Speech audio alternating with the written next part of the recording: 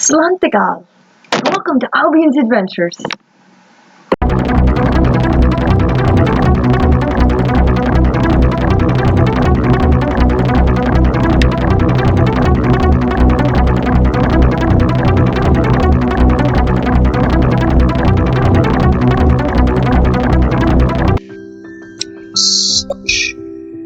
Such a lady.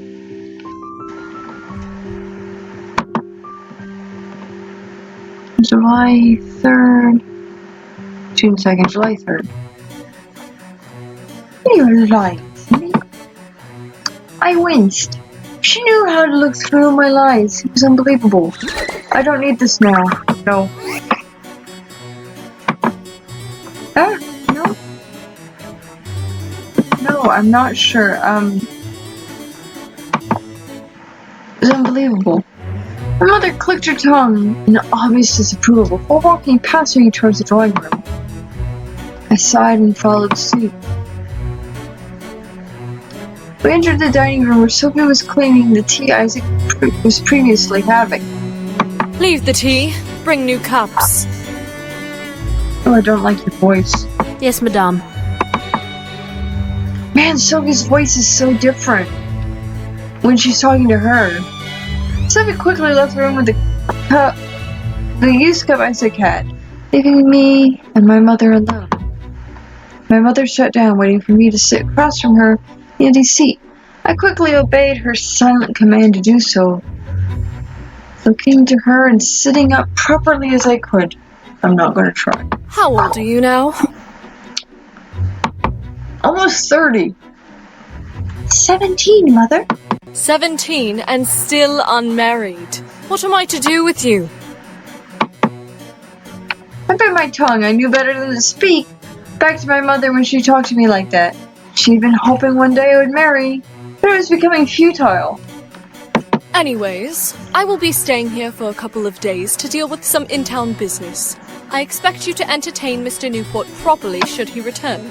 This goes for any suitor, understand? The voice actor for the mom sounds like she's younger than 17.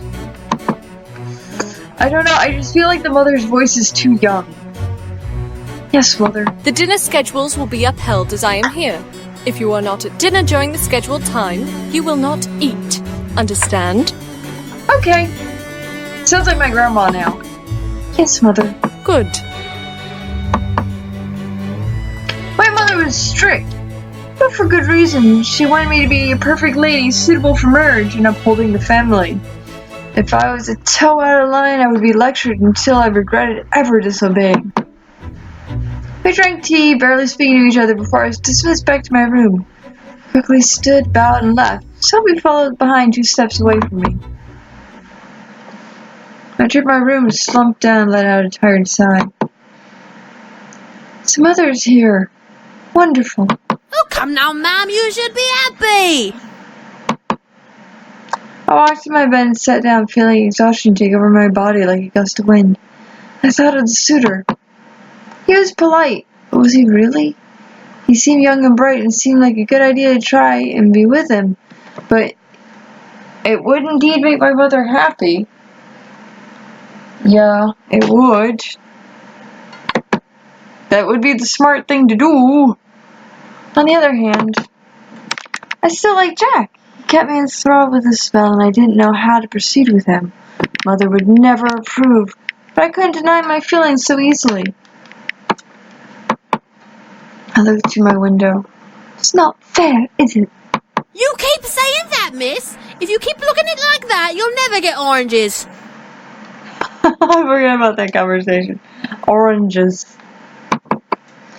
But what can I do? My eyes traveled down, wanting to land in my lap. Ooh, they just drop out. Have any of you read The Eyes Have It? Look it up. However, my gaze stopped at an envelope stuck in the window. Huh? What's this? Ew, did I lick it? I stood and walked to the window, taking out the envelope and opening it. I took out the parchment and read out loud. The girl puts on the red hood, Bishop to Kincaid. again, another riddle. What's going on? A riddle? The glass slipper bit talks about Little Red Riding Hood, but the second part talks about chess again. Yep. This makes no sense. Ooh, maybe it's a sign. Someone's telling you to,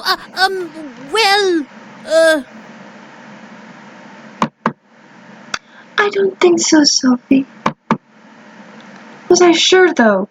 This note and the last were connected somehow, but I didn't want to blindly follow their messages. Put them on the chessboard and see what happens.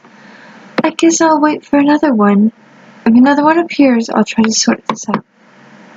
Something in my gut was telling me that these messages were meant for me, meant to tell me what to do. Were they about Isaac? Or were they about Jack? That's up to me to decide. I'm Drosselmeyer. I felt tired just thinking about it. I gently fell back into my bed, uncaring if my dress was still on, and I let my eyes close naturally. Ma'am, shouldn't you? Shh. Okay, Mum. Have a good rest.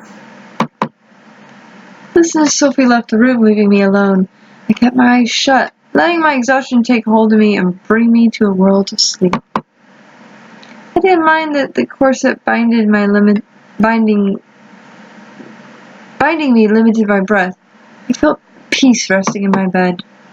I didn't even open my eyes until hours later when the sun was down.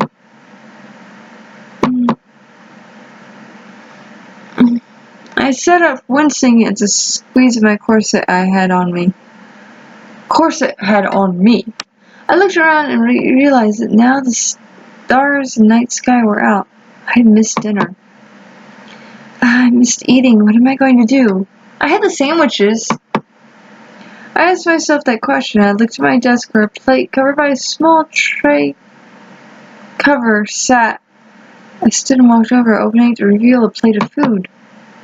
Sophie. I'll have to thank her when she returns. I smiled and was about to eat when something in the window caught my eye. Huh? I walked and peered at the window to see Jack walking around the house away from my window. Jack? It's odd for him to be outside this late, let alone at all.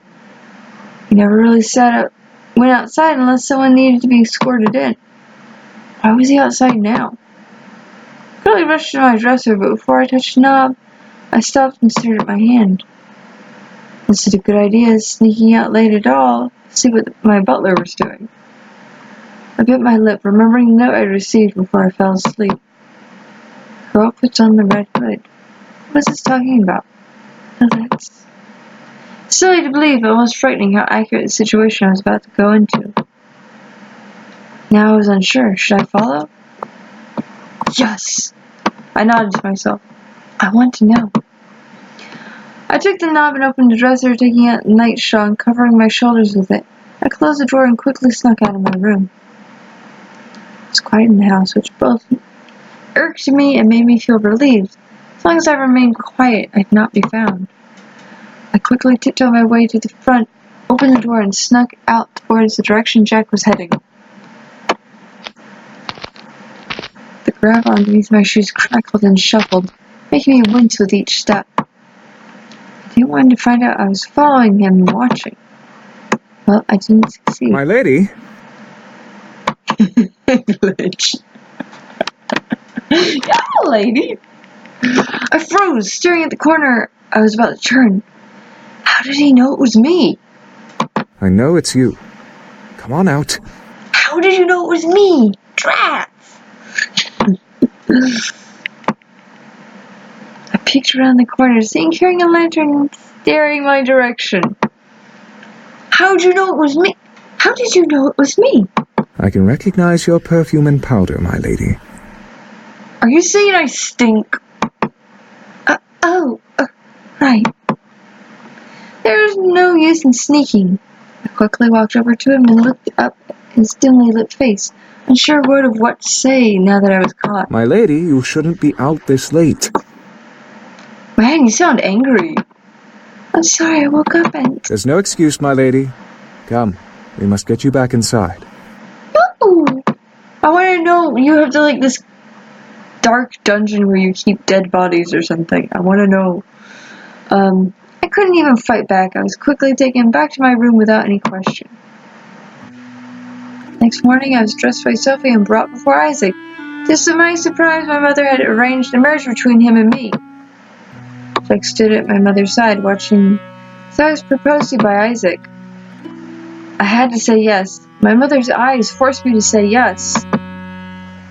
At last, my mother received the marriage from me that she wanted. I was finally going to be a woman. I looked at Jack, knowing that my romantic advances would no longer happen now that I was to be a wife. Don't get me wrong, Isaac was a good man. He just didn't give me that urgency to pursue his love. Our marriage was a business arrangement, one my mother perfected and desired.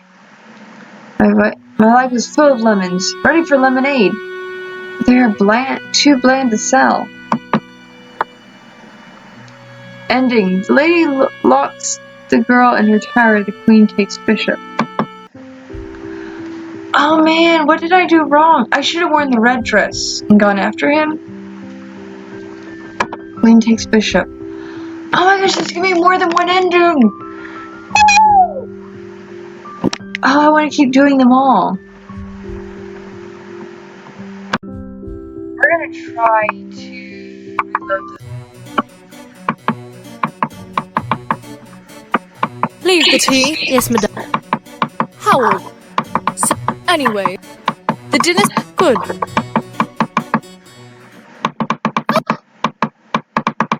You can't. Already. Ooh. Good monkey imitation. You know, I'm not trying to be rude fast forwarding through this, but this is going to be connected.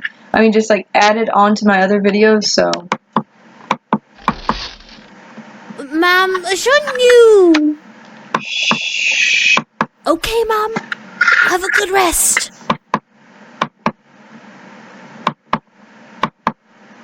And this time, I am going to not go.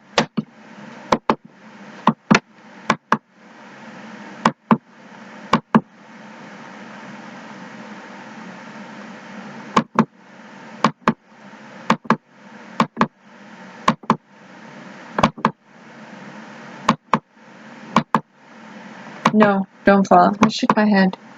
I didn't have to know. I stepped away from the dresser inside. It's probably one chance to see Jack. It was quiet in the house, which both irked me and made me feel relieved. It was calm beyond anything. I felt ready to handle anything. Alright, so that gives me the same ending too. Okay, yeah. I don't know how to get the other endings. Maybe if I play nice. I'm gonna stop for now, but next time I'm just gonna play along with the whole thing. Be all proper, and then see what happens, because there's gotta be a way to get or Alexander, or whatever you want to name him. Guys, thanks for watching this video. If you liked it, please press like and subscribe if you haven't already. If you want to keep seeing more content, please follow me on YouTube, as well as any of my social medias that you would like to. I have a Twitter, an Instagram, a Patreon, and a Snapchat. Most of those are just going to be some little updates, what I'm doing. Patreon, you can support me, help me make better content, save up for different games, different processing programs, different things, special little goodies for you. If you donate, you get your name in the credits. And also, Snapchat, I'm not really going to be like chatting with people that much as giving you behind the scenes, little sneak peeks, fun things like that. Instagram will be polls, as well as Twitter. Be some polls of, hey guys, what do you want to see? Discuss with me what you guys want to see. Talk to me, contact me there. Just more connection with you guys. So please think about following me on any of these, and I hope to see you in the next video. Bye!